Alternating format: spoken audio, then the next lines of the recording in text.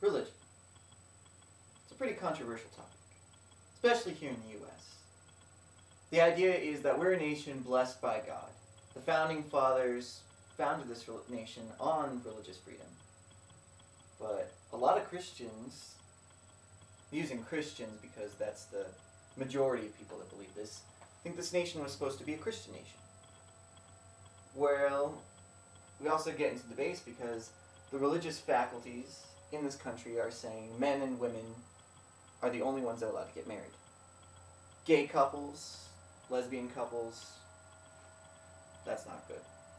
Because in the Bible it says not to. In fact, that's the only argument that I've ever heard of relevancy. So, does that make it right? Now, what do I believe? I was born a Christian. My parents are conservatives, very hardcore, so very strong Christian morals. They're great. I love my parents. They raised me right, taught me morals. I can't really complain about them. When we were younger, we were brought up in the church. In fact, that's how I got my start in theater. We would do the Christmas plays, me and my sister. It was really fun. But the thing about that church was that it was pretty hypocritical. I'll give you an example. The youth pastor, he got married, had a kid, and said, you know what? I think I should step away from this and focus on my family. So he went to the elders of the church and he said, guys, I know this is kind of short notice and you've got things planned with me, a missions trip, a youth retreat. I just wanted to let you know that I'm going to step down. Now, I'm going to still finish out this year. I'll finish out everything else while you guys can find a replacement for me. Is that cool with you guys? And they said, no, get gone. And that was it. Now, this guy had spent 5 years of his life, blood, sweat, and tears in this church, and then they just throw him to the curb like nothing.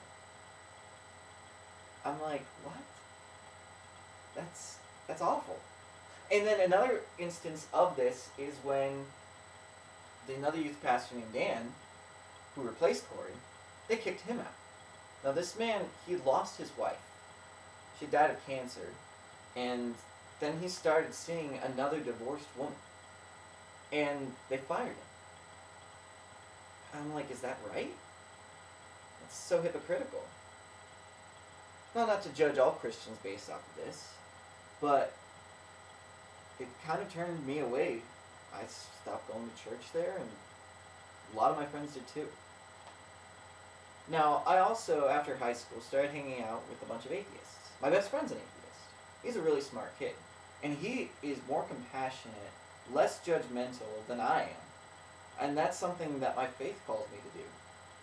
Judge not, lest ye be judged. Love thy neighbor as thyself. But when you get in this mindset that this dogma that there is only one way and you have to practice that and everyone else is wrong and you have to treat them as such, it kind of closes you up to everything else around you. In communication, it's called a lens. We all view our world through our own lenses. I mean, if you grow up in a Muslim family, anything that you see that isn't part of that Muslim culture will be foreign to you. Same with people going to the U.S. will usually have culture shock because we'll go to an impoverished country and be like, oh, this is pretty strange around here. But in the end, if you can focus on knowing that you do have a lens and you do have prejudices and you do have bias, you can overcome them. And that's something that I've come to the conclusion of is that we definitely do. And we're asked for this class to say, what is it that we know for sure? Well, the older I get, the more I realize I don't know anything for sure. I mean, I know gravity for sure because I'm not floating up into space right now.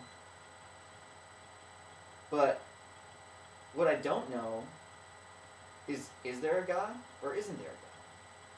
Can anyone be sure of that? No. You can't. I mean, you can say, oh, that was God, or this is miraculous. I mean, some things are just supernatural. And a supernatural phenomenon you can't explain with science. So,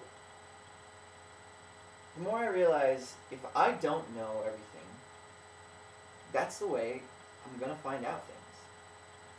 Because admitting that you don't know is the best way to say, I don't know. We're going to find out. So what do I know for sure? I know for sure that I don't know anything for sure. And that's just okay. Because if I can admit that to you, and you can admit that to me, we're that much closer to saying, let's figure it out. Isn't that what life's all about?